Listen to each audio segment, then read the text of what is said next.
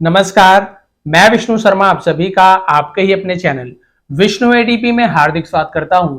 और आज की स्टोरी हम हिंदी टू इंग्लिश ट्रांसलेट करने वाले हैं, क्योंकि अभी तक आपने देखा है बहुत सारी वीडियो मैंने बनाई है जहां पे हम क्या करते हैं, इंग्लिश टू हिंदी ट्रांसलेट करते हैं। उससे बहुत ही अच्छी आप लोगों को हेल्प मिलती है। लेकिन बहुत ज्यादा कमेंट आए थे कि सर एक दो वीडियो आप बनाइए जिसमें आप हिंदी टू इंग्लिश भी लाइए। तो ऐसी वीडियो भी हम बीच बीच में लाएंगे जिससे आपको हेल्प मिले कि हम हिंदी से इंग्लिश में ट्रांसलेट कैसे करें, किन किन चीजों का ध्यान देना होता है। तो लास्ट तक के बने रहेंगे। हर एक देखिए आप एक एक सेंटेंस मैंने लिया हुआ है और उसका मीनिंग और साथ ही साथ आपको बहुत सारी चीजें यहाँ पे समझाते हुए चलेंगे। तो चलिए स्टार्ट करते, लेट नहीं करेंगे। बहुत ही अच्छी क्लास होने वाली है। आज की स्टोरी का जो टाइटल है वो है स्वयं सहायता, अपनी मदद या खुद की सहायता। अपनी मदद करना, उसे हम इंग्लिश में क्या कहते हैं, सेल्फ हेल्प। सेल्फ यानी खुद की, हेल्प यानी मदद या सहायता, खुद की मदद। अब देखिए ऐसे टाइटल क्यों दिया गया अभी आपको पता चल जाएगा। और चलिए पहले हिंदी में पढ़ते हैं, फिर इंग्लिश में ट्रांसलेट करते जाएंगे। सबसे पहले हिंदी में एक बार पढ़ लेंगे, फिर देखेंगे क्या क्या हमें लगाना है, क्यों लगाना है, कौन सा फॉर्म लगाना है, सब चीज ध्यान देंगे। तो पसंद आने प्लीज लाइक करेंगे। सबसे पहला सेंटेंस, एक बार एक अमीर व्यापारी व्यापार के लिए दूसरे देश में जाने के लिए अपने शहर से निकल पड़ा, या फिर अपने शहर को छोड़ दिया। ऐसे बोलते हैं ना, शहर को छोड़ दिया, वहां से चला गया, यही मतलब है वहां से चला गया, ऐसे है इसका मीनिंग। तो चलिए इसका हम ट्रांसलेट करके देखते हैं। तो एक बार को हम बोलेंगे वंस। एक बार को देखिए यहाँ पे लिखा हुआ है वंस एक अमीर व्यापारी, तो अ रिच मर्चेंट। एक अमीर, तो एक के लिए हम अ, और रिच को हम, अमीर को हम रिच बोलते हैं, और व्यापारी को क्या बोलते हैं, मर्चेंट। तो ध्यान देंगे, वंस अ रिच मर्चेंट, एक बार एक अमीर व्यापारी। अब बोलेंगे सर यहाँ तो छोड़ दिया, निकल पड़ा, वो तो लास्ट में लिखा हुआ है, तो वो सब लास्ट में आना चाहिए। नहीं, जब हम टेंस का यूज करते हैं या इंग्लिश में सेंटेंस जब हम यहाँ पे बनाते हैं, स्ट्रक्चर यूज करते हैं, तो पहले सब्जेक्ट आता है, कौन था, कहाँ था, ये मर्चेंट के बारे में, फिर वो उसने क्या किया, उसने क्या काम किया, उसे हम वर्ब बोलते हैं, वर्ब। तो उस काम को हम सब्जेक्ट के बाद लिखते हैं, जो काम उसने किया। तो देखिए यहाँ पे ये तो हो गया, एक अमीर व्यापारी था, ये सब्जेक्ट है। अब उसने क्या काम किया, शहर से निकल पड़ा या शहर को छोड़ दिया, तो उसे हमें लिखना पड़ेगा। तो यहां तक कहोगे, आप क्या लिखेंगे, लेफ्ट हिज सिटी। लेफ्ट यानी उस जगह से चले आना, जगह को छोड़ने को हम लेफ्ट बोलते हैं। हिज सिटी यानी अपने शहर से, तो हिज के लिए उसके या अपने के लिए हिज का यूज करते हैं। क्लियर हो गया। Once a rich merchant left his city, अपने शहर को छोड़ दिया या वहां से चला गया, चला गया। व्यापार के लिए दूसरे देश में जाने के लिए, जाने के लिए, तो जाने के लिए to go to, to go to जाने के लिए, कहां जाने के लिए, दूसरे देश में, तो अनदर कंट्री। किसके लिए, व्यापार के लिए। तो ये जो व्यापार के लिए, खाने के लिए, जाने के लिए, पढ़ने के लिए, तो क्या काम करने के लिए जा रहा है या क्या काम कर रहा है, उस काम को हम आखिरी में लिखते हैं, जिसे हम क्या बोलते हैं, आपने ध्यान दिया होगा, सब्जेक्ट, फिर वर्ब लिखते हैं, फिर लास्ट में हम ऑब्जेक्ट लिखते हैं। तो ये ऑब्जेक्ट है, क्या काम किया, कहां गया, तो उसे हम लास्ट में लिखते हैं। इसलिए आपने देखा, पहले हमने सब्जेक्ट लिख लिया कि once a rich merchant left, ठीक है, वंस अ रिच मर्चेंट, एक बार एक अमीर व्यापारी। अब यहाँ पे वर्ब को लिखना है, लेफ्ट हिज सिटी, अपने शहर से चला गया, टू गो टू जाने के लिए, कहा, अनदर कंट्री, दूसरे देश में। किसके लिए, व्यापार के लिए, फॉर ट्रेड। ट्रेड यानी होता है व्यापार करना, व्यवसाय करना, उसे हम ट्रेड कहते हैं। यहां तक क्लियर हो गया, हर एक वर्ड का मीनिंग भी आपको पता चल गया। चलिए आगे बढ़ते हैं। वह एक बड़े जहाज पर गया, वह, तो वह गया, लड़का है, पुरुष है, तो वह के लिए ही का यूज करेंगे, ही। अब देखिए गया, मैंने बताया ना पहले सब्जेक्ट हमने लिख लिया, अब क्या लिखेंगे, वर्ब, कोई काम, गया, सोया, रोया, तो गया। जहाज तो ऑब्जेक्ट है, तो लास्ट में लिखेंगे गया। तो गो यानी जाना होता है, लेकिन आपको पता है गया क्या है, पास्ट टेंस है, तो हम गो की जगह वेंट का यूज करें। क्यों, गो वेंट गॉन तीन फॉर्म होता है, तो सेकंड फॉर्म का यूज होगा, क्योंकि ये पास्ट टेंस का सेंटेंस है। वह एक बड़े जहाज पर गया, तो ही वेंट अब्रोड, ठीक है, ये क्या लिखा हुआ है, अबोर्ड, सॉरी, ये इसे हम क्या बोलते हैं, अबोर्ड। अबोर्ड यानी क्या होता है, जहाज पर चढ़ना, उसे हम अबोर्ड बोलते हैं। मैं अब्रॉड ऐसे मुझे दिख रहा था, लेकिन ये क्या है, अबोर्ड। तो ये अबोर्ड लिखा हुआ, अबोर्ड का मतलब क्या होता है, सवार होना, नाव पे बैठना, सवार होना, से अबोर्ड कहते हैं। या फिर पास भी बोलते हैं, क्या बोलते हैं, समीप गया, पास गया, नौका पर गया, बहुत सारी मीनिंग होती है।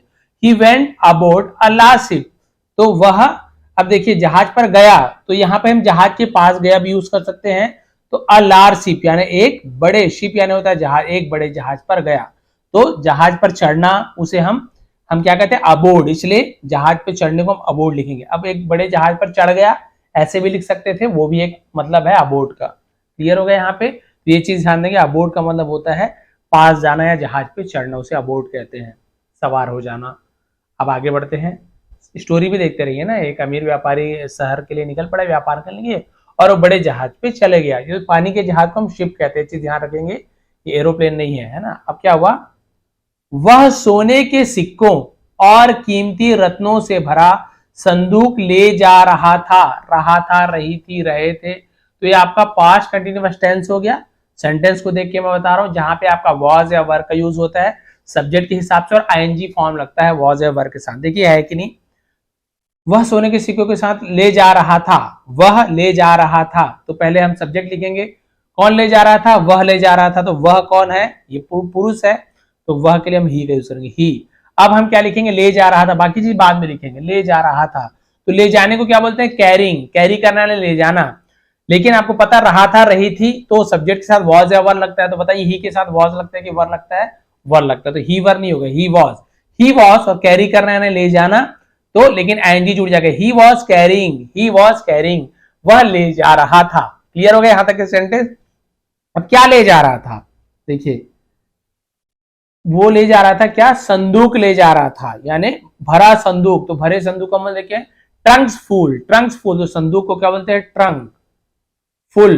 तो ट्रंक्स फुल यानी संदूक में भरा, संदूक से भरा, क्या भरा हुआ, ऑफ, ऑफ यानी से।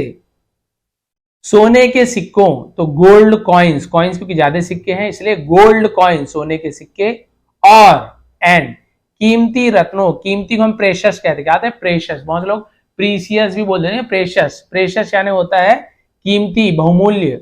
और रत्न को क्या बोलते हैं, रत्न जवाहर, हम इसे क्या कहते हैं, जेम्स, जेम्स यानी होता है रत्न।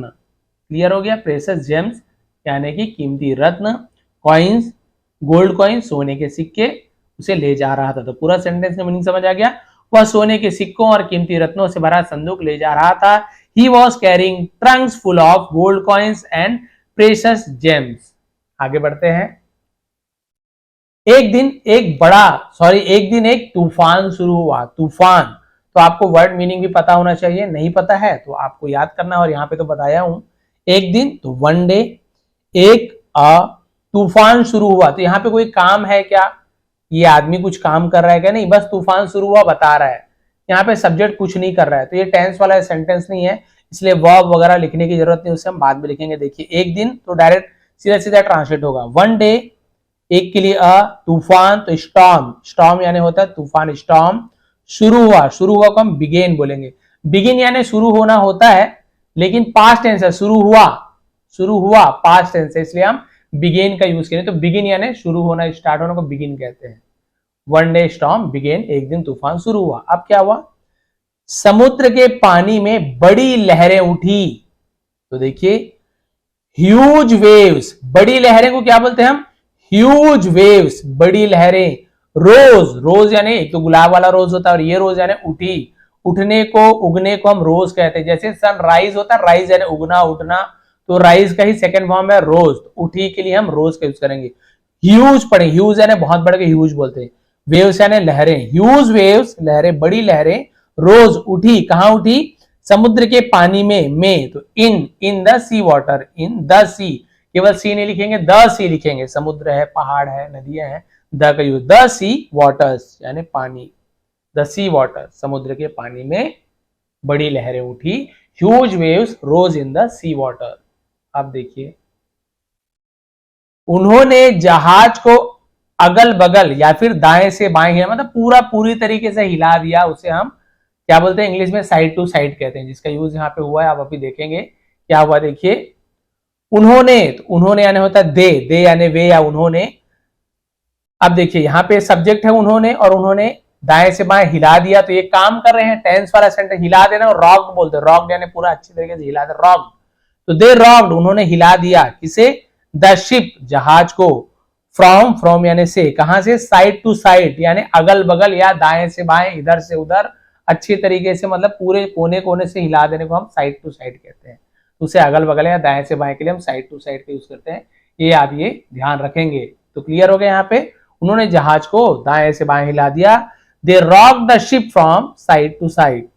अब क्या हुआ, किसने हिला दिया, लहरों ने।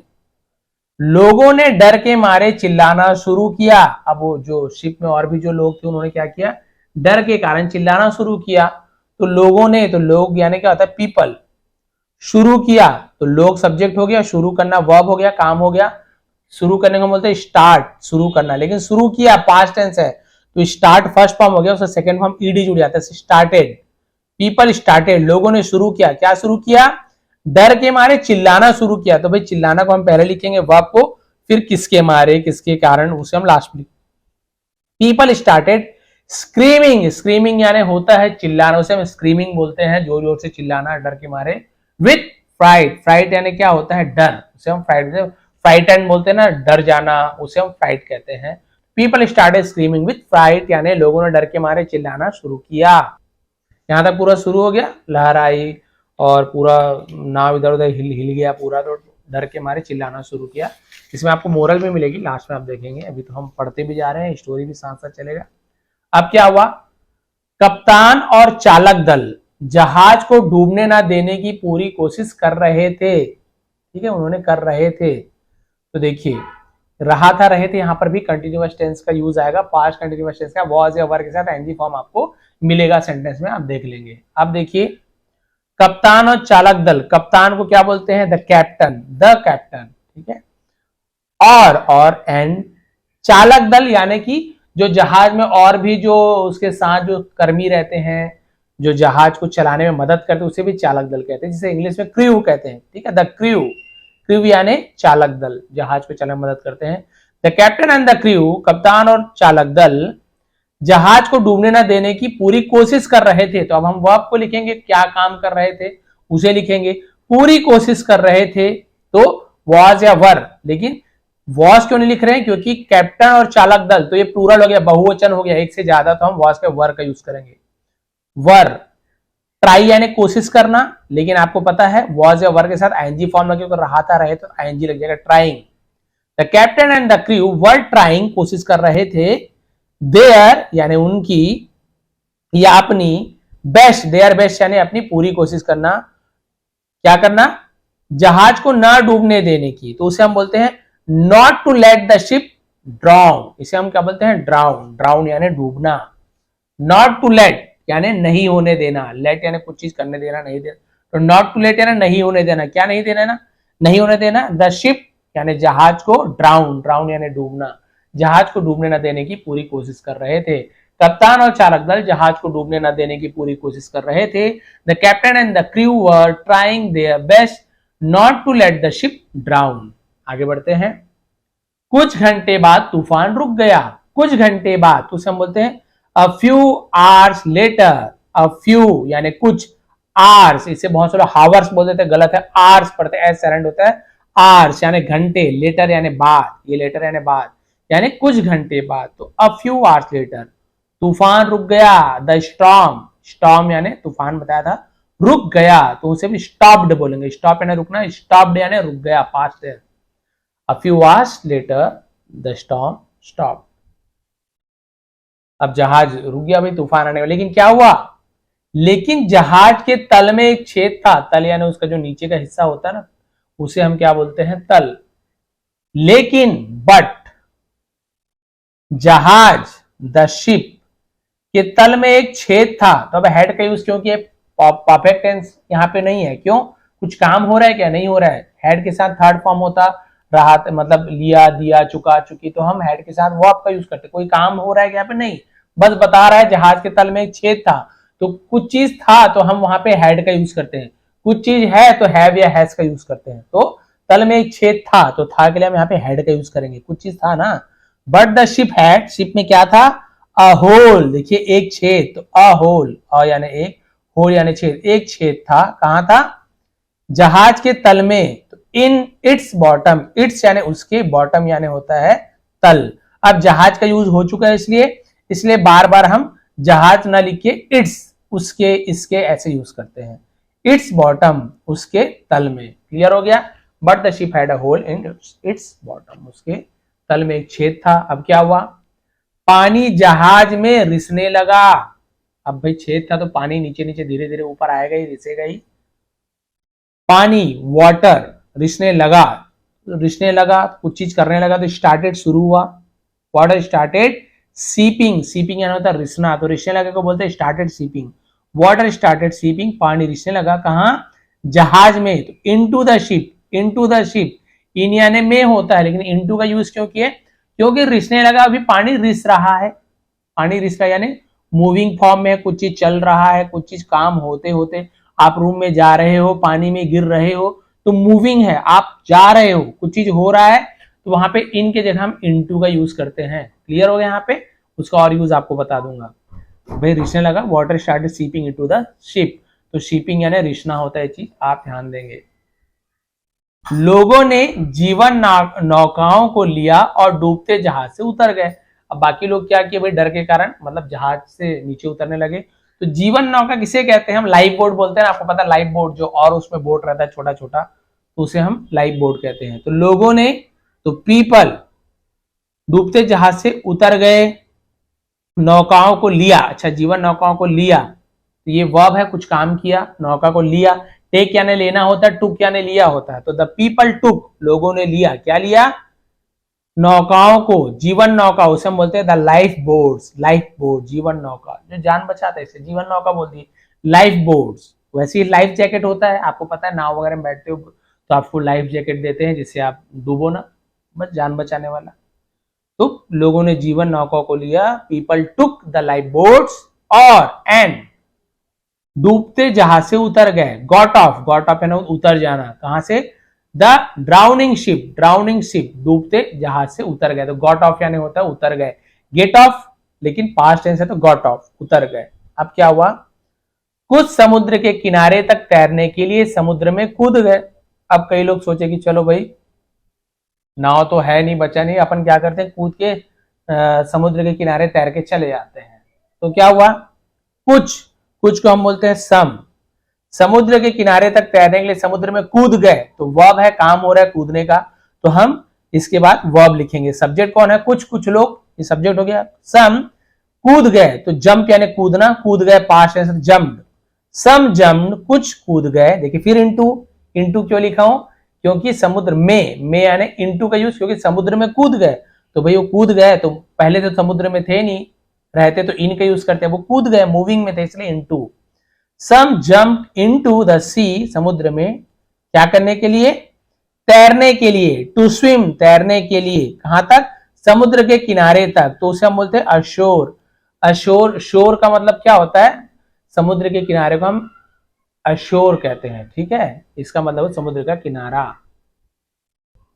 अब ठीक है, यहां तक क्लियर हो गया। अब आगे बढ़ते हैं। अब कुछ कूद गए, कुछ नाव में चले गए, और बाकी बचे तो उन्होंने क्या किया, जबकि अन्य ने, और जो बाकी जो बचे थे, लकड़ी के टुकड़ों को पकड़ लिया तैरते रहने के लिए, कि भाई हम वहां पे क्या करते रहे, तैरते रहे मतलब बस लकड़ी के उसमें ऊपर बस उफले रहे, ऐसे बोलते हैं ना, वैसे ही। तो देखते हैं, जबकि वाइल बोलते हैं, वाइल, जबकि अन्य ने, अन्य को बोलते हैं अदर्स, दूसरों ने, अन्य ने, अदर्स, पकड़ लिया, तो पकड़ लिया ये वर्ब है, तो हम सब्जेक्ट का वर्ब का यूज करेंगे। हेल्ड, होल्ड यानी पकड़ना, पकड़ लिया पास्ट है तो होल्ड का हेल्ड लिखें। वाइल अदर्स हेल्ड, जबकि दूसरों ने पकड़ लिया। ऑन टू पीसेस, ऑन यानी पर, टू पीसेस यानी होता है टुकड़ों पर, किसके, ऑफ वुड यानी लकड़ी के टुकड़ों को पकड़ लिया। देखिए लकड़ी के टुकड़ों को पकड़ लिया, तो यहाँ पे ऑन, ऑफ, ये सब प्रपोजिशन का यूज होता है। इसका मैंने वीडियो अलग से बना के रखा, कब, टू, ऑन, एट, ये सब का यूज आपको मिल जाएगा।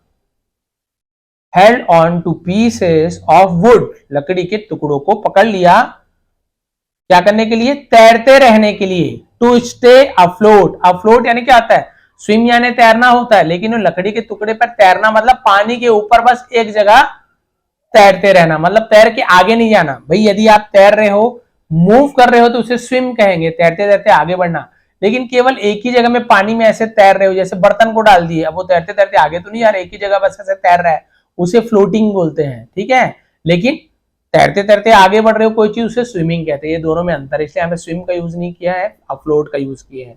स्टे अफ्लोट, वे तैरते रहने के लिए वहां पे लकड़ी के टुकड़ों को पकड़ लिया। while others held on to pieces of wood to stay afloat। आगे बढ़ते हैं, अब क्या हुआ उसके बाद,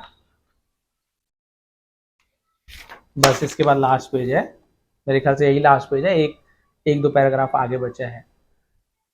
अब व्यापारी बचा था, व्यापारी वहीं पे रह गया, व्यापारी तो नहीं गया। व्यापारी ने क्या किया, व्यापारी ने प्रार्थना करना शुरू किया। व्यापारी ने, द मर्चेंट, शुरू किया, वो आपको पहले लिखेंगे स्टार्टेड, व्यापारी ने शुरू किया प्रार्थना करना, तो प्रेइंग, प्रेइंग को हम प्रार्थना करना बोलते हैं। द मर्चेंट स्टार्टेड प्रेइंग, व्यापारी ने प्रार्थना शुरू किया। भगवान कृपया मेरी जान बचाएं, भगवान गॉड, कृपया प्लीज मेरी जान बचाएं, save my life, save my life, my life save नहीं होगा, सेव माई लाइफ, मेरी जान बचाएं। अब क्या हुआ, और क्या बोल रहा है, यदि मैं जीवित रहा, इसका मतलब यदि मैं जिंदा रहा तो मैं तुम्हें बहुत सारा सोना अर्पित करूंगा। अर्पित करना यानी देना, भेंट करना, प्रेजेंट करना है, उसको अर्पित करना बोलते हैं हिंदी में। यदि मैं जिंदा रहा तो मैं बहुत सारा सोना दूंगा आपको, ऐसे बोल रहा है। तो देखिए, यदि मैं, तो यदि को बोलते इफ, मैं, आई, इफ आई, यदि मैं जीवित रहा यानी स्टे अलाइव, स्टे अलाइव यानी जीवित रहना, स्टे अलाइव, स्टे यानी रहना, अलाइव यानी जीवित। इफ आई स्टे अलाइव, यदि मैं जीवित रहा, तो देखिए लिखा ना करूंगा, करूंगा, मैं करूंगा, तो आई विल का यूज होगा। मैं करूंगा तो आई विल, विल गागी गे जब भी आता है लास्ट में तो विल का यूज होता है। आई विल, मैं करूंगा, क्या करूंगा, ऑफर, अर्पित करना, भेंट करना, देना। आई विल ऑफर, मैं आपको दूंगा बहुत सारा सोना, तो बहुत सारे को बोलते हैं अलॉट ऑफ, बहुत सारा ना अलॉट ऑफ सोना, गोल्ड, अलॉट ऑफ सोना, सॉरी अलॉट ऑफ गोल्ड, किसे, तुम्हें, तुम्हें यानी आपको, टू यू यानी तुम्हें या आपको। यदि मैं जीवित रहा तो मैं तुम्हें बहुत सारा सोना अर्पित करूंगा। If I stay alive I will offer a lot of gold to you. अब भगवान को लालच दे रहा है भाई, बोलते ही हैं आदमी फेल होने वाला रहता है, एग्जाम आता है तब लालच देते हैं भगवान को, ऐसे करोगे तो ऐसे करूंगा, ऐसे करोगे तो ऐसे करूंगा। लेकिन जब सब चीज हो जाता है आदमी भूल जाते हैं भगवान को, ऐसा नहीं करना चाहिए। अब क्या हुआ, एक आदमी व्यापारी के पास गया और कहा, अब भाई सब डूब रहे थे, ये नाव में ही है, तो एक आदमी उसके पास, जो भी उसका भला आदमी होगा उसके पास गया और बोला, अ मैन, एक आदमी, अ मैन, एक आदमी है तो मैन लिखे हैं, और एक से ज्यादा होते तो हम मैन लिखते हैं, ठीक है, मैन और मैन। अ मैन गया, गया, गया ने होता है वेंट, गो, वेंट, गॉन, तो वेंट। अ मैन वेंट, एक आदमी गया, कहां गया, व्यापारी के पास। हम टू प्रपोजिशन का यूज करते हैं, बाजार गया, घर गया, सारे घर में तो यहाँ पे हम टू का यूज नहीं करते। मान लीजिए बाजार गया है, स्कूल गया है, कहीं दिल्ली गया है, किसी के पास गया तो टू का यूज करते हैं। A man went to the merchant, went to the merchant, व्यापारी के पास गया और कहा, एंड सेड, ये तो क्लियर हो गया। अब उसने क्या कहा बेचारा भला चाह के, भगवान से प्रार्थना मत करो, बाहर कूदने और किनारे पर तैरने की कोशिश करो। भाई यहाँ खाली बोलने से कुछ नहीं होगा, ऐसे बोल रहा हूं। तो देखिए, भगवान से प्रार्थना मत करो, मत करो हम बोलते हैं डोंट, डोंट मत करो, प्रे प्रार्थना, don't pray to God, don't pray to God यानी भगवान से प्रार्थना मत करो। ट्राई टू जंप, ठीक है, बाहर कूदने की, देखिए कोशिश करो तो ट्राई पहले लिख दिया, ट्राई टू जंप, कूदने की कोशिश करो। आउट, आउट यानी बाहर, और किनारे पर तैरने की कोशिश करो। And swim assure, swim assure, assure यानी वही किनारा, तट, तो पूरा मीनिंग यही हो गया। डोंट प्रे टू गॉड, भगवान से प्रार्थना मत करो। ट्राई टू जंप आउट, बाहर कूदने की कोशिश करो, बाहर को हम आउट लिखे, जंप आउट यानी बाहर कूद, और किनारे पर तैरने की कोशिश करो। And swim assure. अब क्या हुआ, याद रखें, वो बोल रहा है ना उस व्यापारी को कि याद रखें भगवान उनकी मदद करते हैं जो खुद की मदद करते हैं। याद रखो को हम बोलते हैं रिमेंबर, याद रखें, रिमेंबर। भगवान उनकी मदद करते हैं, गॉड हेल्प्स, भगवान मदद करते हैं। ता है, ती है, प्रेजेंट इंडेफिनिट टेंस, यहाँ पे एस या ईएस का यूज होता है। तो ता है, ती है लिखा हुआ है तो एस चाहिए ऐसा लगता है। गॉड हेल्प नहीं हुआ, गॉड हेल्प्स, भगवान मदद करते हैं उनकी, उनकी हम बोलते हैं दोज। जो के लिए हम हु का यूज करते हैं, कौन के लिए भी हम हु का यूज करते हैं, जो के लिए भी हु का यूज करते हैं। हु जो खुद की मदद करते हैं, हेल्प देमसेल्व्स, देमसेल्व्स यानी अपनी खुद की, हम देमसेल्व्स बोलते हैं। Remember God helps those who help themselves, याद रखें भगवान उनकी मदद करते हैं जो खुद की मदद करते हैं। लेकिन व्यापारी ने नहीं सुना, यानी बात नहीं माना उसने। But the merchant did not listen, listen T silent होता है लेकिन लिखते जरूर है, लिस्टन नहीं पढ़ेंगे, केवल लिसन पढ़ेंगे। लेकिन व्यापारी ने नहीं सुना, नहीं सुना तो ये आपका पास्ट इंडेफिनिट टेंस का नेगेटिव सेंटेंस हो गया, तो वहां पे हम डिड नॉट का यूज करते, केवल नॉट नहीं लिखेंगे, डिड नॉट का यूज करेंगे। और नहीं सुनता तो वहां पे डू नॉट या डज नॉट का यूज करते हैं, वो प्रेजेंट नेगेटिव टेंस जब बनाते हैं, प्रेजेंट इंडेफिनिट या प्रेजेंट सिंपल। ये पास्ट सिंपल टेंस का नेगेटिव सेंटेंस, इसलिए डिड नॉट, क्योंकि नहीं सुना, नहीं सुनता है थोड़ी लिखा हुआ है। लेकिन व्यापारी ने नहीं सुना, but the merchant did not listen, वह जहाज पर रहा और प्रार्थना करता रहा। ही स्टेड, मैंने बताया ना रहना, वहां ठहरना उसे स्टेड बोलते हैं। ही स्टेड, वह रहा, कहां रहा, ऑन द शिप, जहाज पर, तो पर के लिए हम यहाँ पे ऑन का यूज करें, ऑन द शिप, वह जहाज पर रहा, और एंड प्रार्थना करता रहा, तो कीप यानी रखना होता है, लेकिन रहा करता रहा तो हम केप्ट का यूज करते हैं, केप्ट प्रेइंग, प्रार्थना करता रहा। He stayed on the ship and kept praying, वह जहाज पर रहा, प्रार्थना करता रहा। लास्ट लाइन देखिए, आखिर उसका हुआ क्या, क्या भगवान ने उसकी मदद की? चलिए देखते हैं लास्ट लाइन, लास्ट लाइन, जल्द ही जहाज डूब गया, जल्द ही जहाज डूब गया और व्यापारी उसके साथ नीचे चला गया, ने वो भी डूब गया। जल्द ही, सून, उसे जल्दी को हम सून बोलते हैं। जहाज द शिप डूब गया तो ड्राउन, ड्राउन बोलते, ठीक है, ड्रोन नहीं पढ़ेंगे, ड्राउन, डूब गया, पास्ट टेंस है, ड्राउन यानी डूबना, लेकिन डूब गया past tense, drown. Soon the ship drown, और एंड व्यापारी द मर्चेंट उसके साथ नीचे चला गया, तो चला गया को हम पहले लिखेंगे वेंट, कहां चला गया, डाउन, नीचे गया। विथ इट, इट यानी उसके, इसके भी होता है उसके भी होता है, तो पास्ट टेंस है तो उसके यूज करेंगे, किसके, उस जहाज के साथ, तो उसके बोलेंगे, उसके, देखिए उसके, तो इट, साथ को हम बोलते हैं विथ। पूरा मतलब क्या हो गया, जल्द ही जहाज डूब गया और व्यापारी उसके साथ नीचे चला गया। सून the ship drown and the merchant went down with it, उसके साथ वो भी डूब गया। मेरी फोटो, अब आपको बता दूं मैं, अब बोलेंगे सर बुक बताइए जहां पे ऐसे हिंदी टू इंग्लिश में कहीं भी खोज लीजिए, आपको ऐसे word to word English to Hindi translate नहीं मिलेगा। कहीं मिल भी गया ना तो वहां पे बिल्कुल वर्ड टू वर्ड, मतलब नियम से नहीं रहता, आगे पीछे कुछ भी रहता है। वैसी बुक मैंने एक दो देखा, मुझे बिल्कुल भी समझ ही नहीं आया वो, मतलब बिल्कुल गलत गलत मीनिंग लग रहा था वहां पे। तो इसे मैंने क्या किया है, ये जो स्टोरी है आपने देखा हिंदी में था, तो स्टोरी को मैंने फिर इंग्लिश में ट्रांसलेट किया है, और आप देख सकते हैं इसे मैंने खुद ही अपने मोबाइल से मैंने इसे पूरा लिखा है, एक को ब्लैक में एक को रेड में, जो थोड़ा पिंक दिख रहा है प्रिंटर के कारण, और इसे मैंने फिर आप लोग के लिए लेकर आया है ताकि वर्ड टू वर्ड मीनिंग भी समझो, कैसे ट्रांसलेट करना ये भी सीखो, कब किसका यूज करना ये भी आप सीख सको, धीरे धीरे सीखो, जरूरी नहीं आज की स्टोरी में आप पूरा ट्रांसलेशन सीख जाओगे, लेकिन इस प्रकार की प्रैक्टिस से आपको बहुत ज्यादा हेल्प मिलती है। तो ये थी स्टोरी, आप बताएंगे कैसे लगी, थोड़ी पसंद है तो प्लीज लाइक करेंगे, शेयर करेंगे। आप सभी का बहुत बहुत धन्यवाद, आपका दिन शुभ रहे। इसका पीडीएफ आपको टेलीग्राम में प्रोवाइड कर दूंगा, जिसका लिंक आपको नीचे मिल जाएगा डिस्क्रिप्शन में। इसके अलावा यदि आपको वहां से नहीं होता है लिंक, तो आप टेलीग्राम में जाके आप सर्च कर लेंगे विष्णु एटीपी, वहां जाके ज्वाइन कर लेंगे, बहुत सारे पीडीएफ मैंने प्रोवाइड किया है। आप सभी का बहुत बहुत धन्यवाद, आपका दिन शुभ रहे।